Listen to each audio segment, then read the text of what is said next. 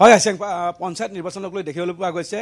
গাঁৱে গাঁৱে এতিয়া ব্যাপক তৎপৰতা কি ৰাজনৈতিক দল কি ভোটাৰ সকলোৰে দেখিবলৈ পোৱা গৈছে তৎপৰতা আৰু এই মুহূৰ্তত মই বৰপেটা জিলাৰ 12 নং পাকা জিলা পৰিষদ সমষ্টিৰ বামুণ্ডিত আছো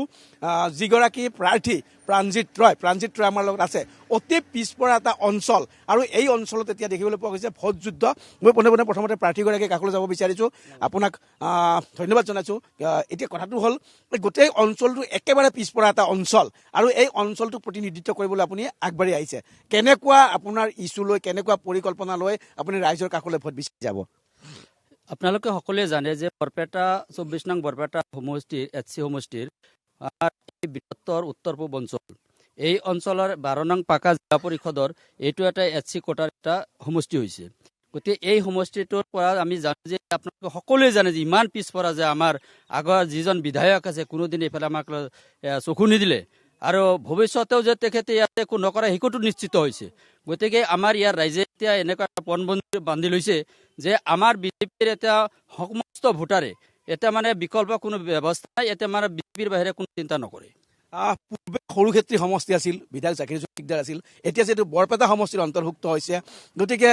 কেনেকুৱা ধৰণৰ মানুহৰ আশা থাকিব বা এইটো ভাল হ'ব নে বেয়া হ'ব না এইটোতো আমাৰ ইয়াৰ মানুহখিনি এতিয়া যিহেতু আমি এটা নিজৰ মানুহ এমএলএ এজন পাম তেনেকুৱা এটা ভাবি লৈছে আৰু যিহেতু পিছপৰা অঞ্চল হিচাপে কিবা উন্নয়নৰ আশা কৰিছে যিহেতু আমাৰ চৰকাৰে এতিয়া সদায় উন্নয়নৰ কথা কৈ আছে আমাৰ বিজেপি চৰকাৰ মাননীয় মুখ্যমন্ত্ৰী মহোদয়ে সদায় মানে উন্নয়নৰ কথাকেই কৈ আছে গতিকে উন্নয়নৰ স্বাৰ্থত আমাৰ ভোটাৰ ৰাইজে এতিয়া বিজেপিকে ভোটদান কৰিব এইটো নিশ্চিত হৈছে উন্নয়নৰ কথা আপোনালোকে কৈছে বা এই চৰকাৰে যথেষ্ট উন্নয়ন কৰা বুলি আপোনালোকে কৈছে কিন্তু আহি ইয়াত দেখিবলৈ পোৱা গৈছে প্ৰতিটো বাট পথৰ অৱস্থা একেবাৰে শোচনীয় বা মূল চকটোতে একেবাৰে পানী গতিকে ইমান সমস্যা থকাৰ পিছত আপুনি ৰাইজে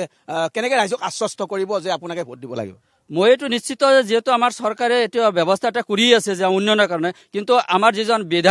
বিধায়কে যিমান আমাৰ দুৰ্যোগৰ সময়তো কোনো দেখা দিয়া নাই গতিকে যিহেতু আমাৰ ৰাইজৰ প্ৰতিনিধি নাথাকিলে যে অঞ্চল এটা উন্নয়ন হ'ব নোৱাৰে তাৰে এটা যিহেতু প্ৰমাণ গতিকে মই ভাবিছোঁ যে এই গোটেই অঞ্চলৰ ৰাইজক মই একত্ৰিত কৰি আমাৰ চৰকাৰৰ ওচৰত মই বিপুল দাবী লৈ যাম যে এই জাগাখণ্ডক কাৰণে কেনেকৈ উন্নয়ন কৰিব পাৰোঁ গতিকে ইয়াৰ কাৰণে মই এটা প্ৰচেষ্টা ল'ম আৰু যাৰ কাৰণে ভোটাৰ ৰাইজে মোক এটা আগবাঢ়ি দিয়ে যে নাই তুমি এইখিনি দায়িত্ব ল'ব লাগিব গতিকে তুমি এইখিনি আমাৰ এই অঞ্চলৰ সমস্যাটো সমাধান কৰাৰ কাৰণে এটা চেষ্টা কৰিব লাগিব গতিকে ৰাইজৰ কাষলৈ যাব মই আপোনাৰ কাষলৈ আহিব বিচাৰিছোঁ ৰাইজৰ কাষলৈ আপোনালোকে প্ৰতিশ্ৰুতি লৈ যাব অত্যন্ত একেবাৰে পিছপৰা এটা অঞ্চল আৰু এইবাৰ অনুসূচিতৰ কাৰণে সংৰক্ষিত পাকা জিলা পৰিষদ কেনেকুৱা ৰাইজৰ সঁহাৰি আপোনালোকে কেনেকুৱা ধৰণে ৰাইজৰ সঁহাৰি লাভ কৰা বুলি বিশ্বাস কৰে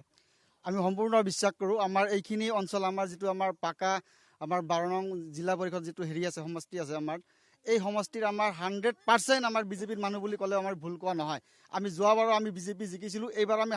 100% আমি গেৰাণ্টি দিছোঁ আমি ৰাইজে সম্পূৰ্ণভাৱে আমাৰ এই সন্মানীয় আমাৰ যিজন আমাৰ মনোনীত প্ৰাৰ্থী আছে প্ৰাণজিৎ ৰয় তেখেতক আমি জিলা পৰিষদৰ সদস্য হিচাপে আমি আমাৰ গোটেই অসমৰ ভিতৰত যাতে সৰ্বোচ্চ ভোটে দি আমি তেখেতক জয়যুক্ত কৰিব পাৰোঁ আমি সেই আশা কৰিছোঁ আৰু আমি এইটো আগতো জিলা পৰিষদ আপোনাক এই মুহূৰ্তত ধন্যবাদ জ্ঞাপন কৰিছোঁ আপুনি প্ৰাৰ্থীসকল কেনেধৰণে সাজু হৈছে এই সন্দৰ্ভত সবিশেষ জনোৱাৰ বাবে